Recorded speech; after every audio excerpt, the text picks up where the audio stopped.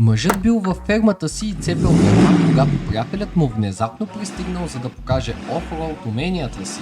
Той веднага извадил телефона си, за да снима как приятелят му кара през неравното поле, но изведнъж резервната гума напълно се откачила от задната част на пикапа. Мъжът започнал да се смее с глас, докато не осъзнал, че огромната гума се търкаля право към него. Той бързо се дръпнал настрани и продължил да се смее, докато сърцето му едва не спира, когато видял как гумата се насочва право към чисто новия му пикап.